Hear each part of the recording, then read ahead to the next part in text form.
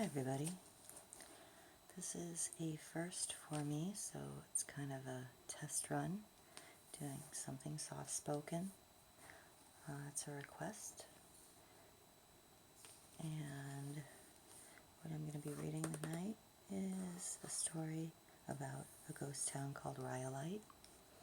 It's here in Nevada, and I figured it was fairly appropriate considering Halloween's coming up this month. So, here we go.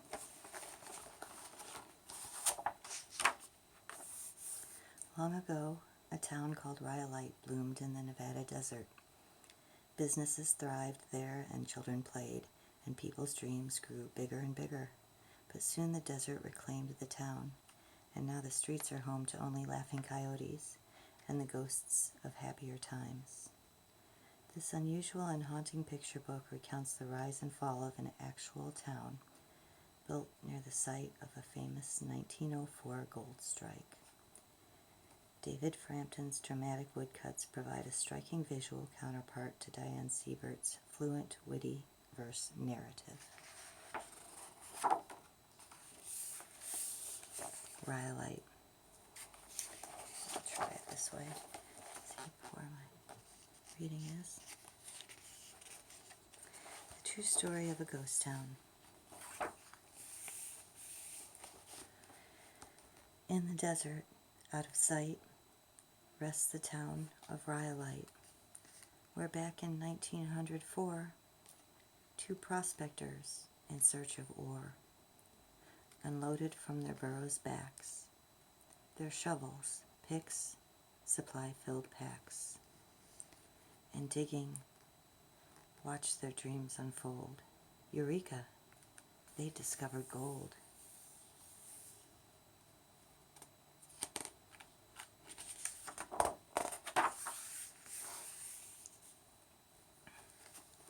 They danced for joy. They laughed and yelled, amazed at what the desert held. The ore, it seemed, was everywhere. So filled with hope, this lucky pair decided on a piece of ground where they could mine what they had found. While from a distance, wild and free, the coyotes saw what coyotes see.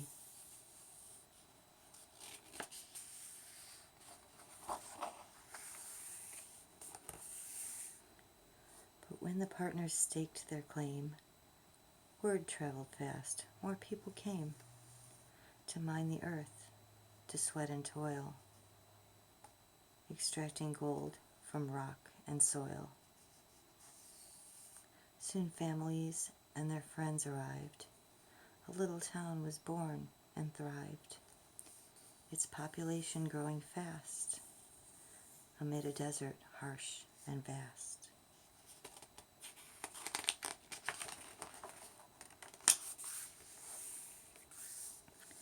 Investors watched this booming town and shrewdly laid their money down, financing projects, funding schemes of those whose hearts were heaped with dreams. And oh, the people's dreams were grand, for as they gazed upon the land, they mapped and measured, taking stock of wealth beneath volcanic rock. The rock was known as Rhyolite.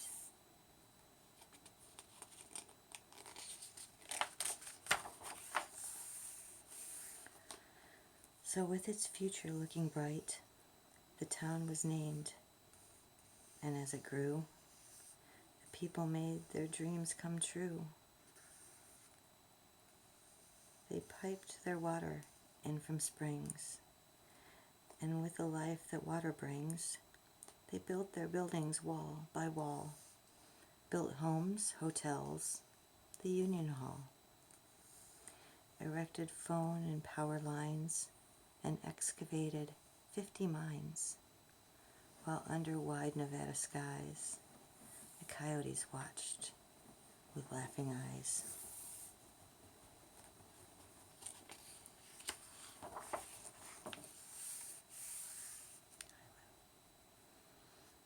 They watched the town expand each day, a transformation underway. As tracks were laid and trains rolled through, as engines groaned and whistles blew, as wheels and hooves and human feet all made their way down Golden Street, as people opened shops and stores, a fancy bank with marble floors,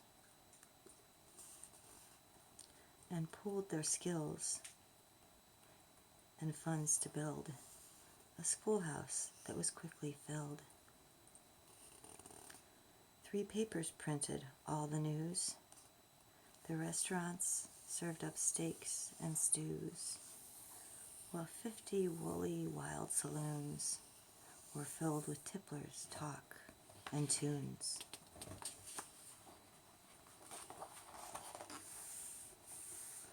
Each week, more buildings lined the street. An ice cream parlor served up sweets.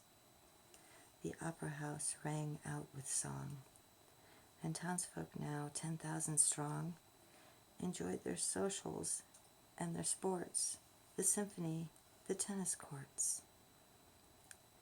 3 lovely pools where they could swim, and churches built for prayer and hymn. While in the hills where coyotes go, the coyotes knew what coyotes know.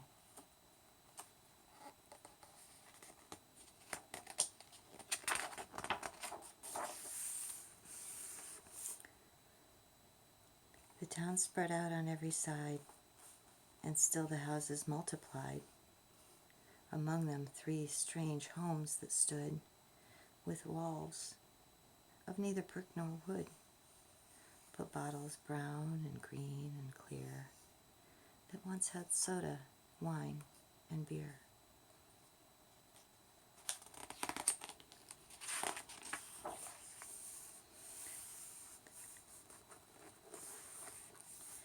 The year was 1906, and with their shovels and their picks, the miners found more veins of ore beneath the dusty desert floor.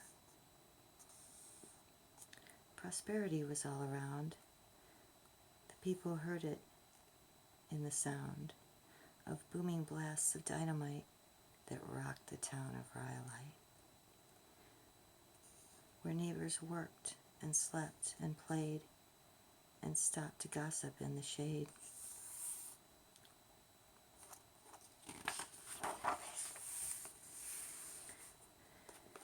Activity was everywhere, a party here, a picnic there, and games of whist and basketball.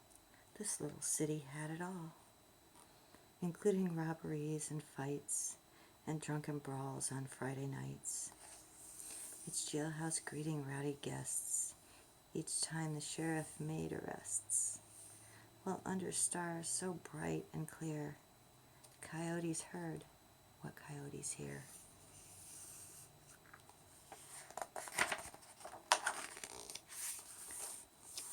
Yes, times were good as they could get.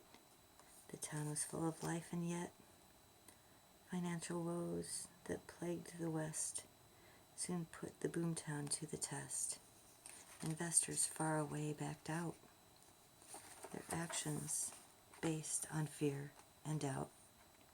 And one by one, the mines shut down, a costly blow that stunned the town.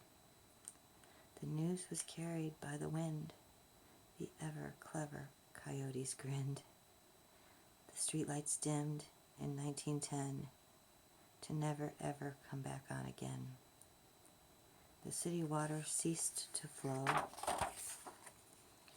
And so, with cash and spirits low, and gold becoming hard to find, the people left their town behind. The city barely 6 years old, his brand new schoolhouse built to hold 800 children stood unused. The coyotes sat and watched, amused. And as folks drifted out of sight, the curtain fell on Rhyolite. town undone, its lifeblood drained. For years a stubborn few remained, tenacious, hanging by a thread, their dreams by 1919 dead.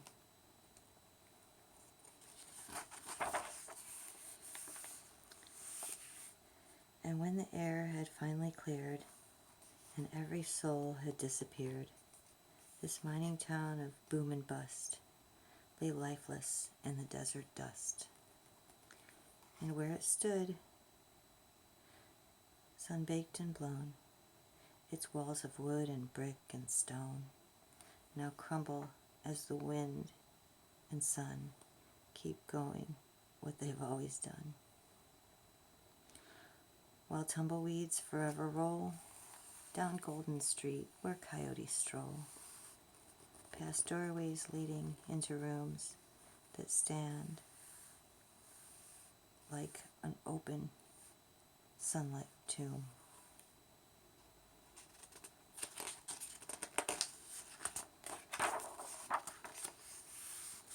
But sometimes when the night is still and shrouded in a desert chill, with moonlight blanketing a land of rock and alkali and sand, the voices from long years ago begin to whisper soft and low.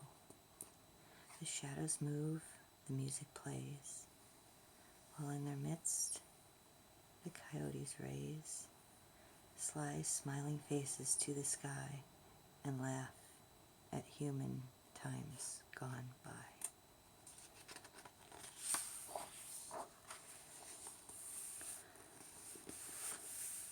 For in the darkness of the night they claim the town of Rhyolite, a man-forsaken place that boasts of little more than graying ghosts.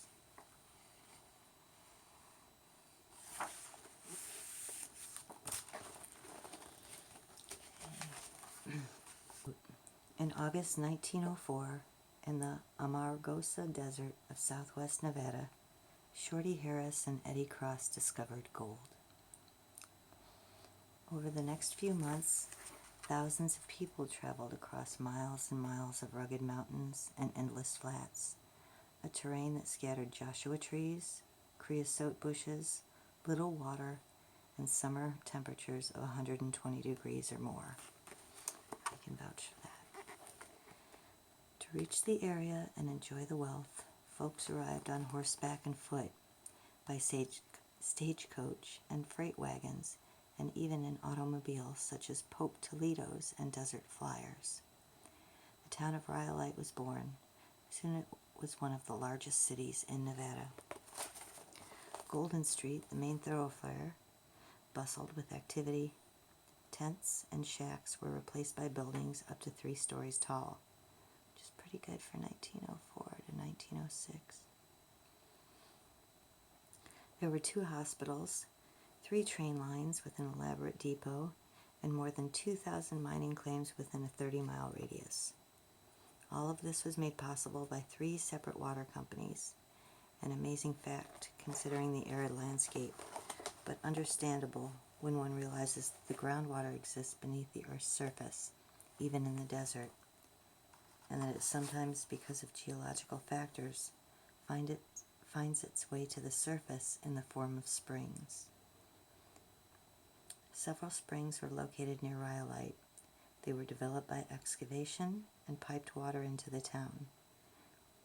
One water company, Bullfrog Water, Light, and Power, tapped 13 such springs with a total flow of 1 million gallons per day. California kind of needs that right now. And so it was that Rhyolite boomed. For a few shining years, cash and credit were everywhere. But when investors, most of whom were on the east and west coast, became nervous because of the financial panic of 1907 and stopped pouring money into the mining operations, the town went bust. In a matter of weeks, the population plummeted from 10,000 to 700 people. Homes still furnished were abandoned. Businesses were deserted with goods still on the shelves. and the banks were left with canceled checks and business forms lying knee-deep on floors. Fewer than 20 children remained in the new schoolhouse. Within a few years, everyone was gone. Accounts of Rhyolite's rise and fall differ somewhat. Dates and statistics vary a bit, and some tales are taller than others. But one fact remains constant. The best laid plans of humankind, such as those for Rhyolite, often go awry. Take Shorty Harris, for instance. As soon as he and his partner discovered the gold, Shorty went to the town of Goldfield, 75 miles away, to record his share of the claim. He had roamed the desert for years hoping to strike it rich. But his plans for wealth and fame were quickly dashed when it is said he wandered into a saloon where he sold and gambled away his entire half-interest of the mine. He ended up with $500 and a mule. A few months later, that mine was valued at $200,000. Back then, not too bad. Today, not too bad. We can only hope that the mule was a sound one. She would like to thank Sue Kim Chung, Edward Frampton, Margaret Frampton, for their help with the research of this book from UNLV, which is the University of Nevada at Las Vegas. And if you actually go, as I said, I have not been here yet, but if you go to Google, they've got some pretty stunning pictures that people have taken. If you do Google Maps of Rhyolite, sooner or later I will get up there. I don't know if the springs still exist. It doesn't look that way on Google Maps, but definitely something to see, or something not to see. I do believe a lot of people go there, and there are some interesting things to view if you do go to Google Maps and view the images that people have taken. Creepy, not necessarily supernatural creepy, but just creepy in my opinion. Anyway, I hope you enjoyed. Thank you for listening. Lou says good night. I say good night, or good morning, wherever you may be. And let me know how you think it went, whether I should stay shut up, or every now and then let my voice make an appearance. Okay? Thanks. Bye.